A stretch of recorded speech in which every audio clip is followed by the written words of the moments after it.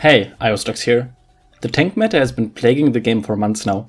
The PTR changes seem to be addressing this, but only time will tell if they will lead to anything. In this video, I want to elaborate on why I personally think the tank meta is so viable at the moment, and how Blizzard should approach this issue. One of the biggest issues at the moment, in my opinion, is that tanks are actually just DPS characters with extra HP. Ideally, you want to pick DPS characters for their damage potential, and tank characters for their beefiness. But tanks deal comparable damage. Sure, they have shorter range and less mobility, but the killing potential is the same. Let's first have a look at Zarya. Arguably, she has the strongest ultimate in the game, and she is incredibly scary with max charge. I mean, she can out-DPS most DPS characters and is a valuable asset to win a shield war. Also, she's self-sustaining, and her shields give her insane utility. She has twice the HP of an average DPS character, and half of that is a shield that regenerates itself. Or how about Roadhog? He has self-sustain, a very DPS-heavy ultimate. He can one-shot every 200 HP character, even 250 HP characters if played well, and in the PTR he can even one-shot Zarya with a perfect shot. He has 600 HP and self-sustain.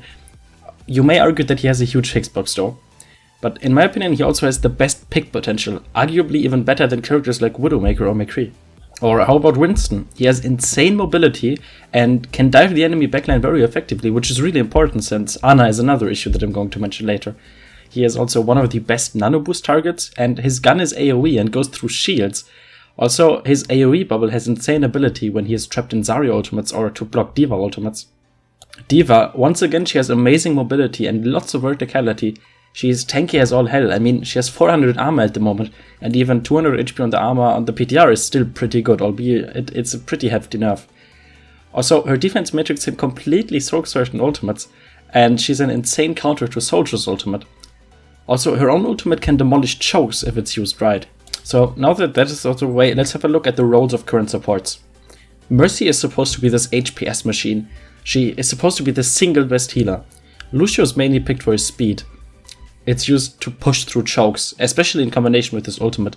And Zenyatta's biggest asset is his Discord Orb. It's used to melt tanks and have a very damage heavy comp. And now let's have a look at Ana. Ana usually out-heals Mercy in 80% of the games, if not even more. She has insane damage potential if teammates are topped off, and the best counter to her healing is her own nade, which makes her mandatory. Also, her ultimate is a lot more useful than Mercy's, and she works super well with both Lucio and Zenyatta on the team. The problem is that she can solo heal 4 tanks, and 3 tanks easily. So how does all of this play together? If it weren't for Ana's insane healing output, you couldn't play with 3 to 4 tanks. It's okay that tanks are strong, but you shouldn't be able to stack them. Before Ana was in the game, Mercy wasn't capable of healing more than 2 tanks reliably. 3 tanks was stretching it. Also, Ana's range is amazing for tanks like D.Va, because they can get healed from insane ranges.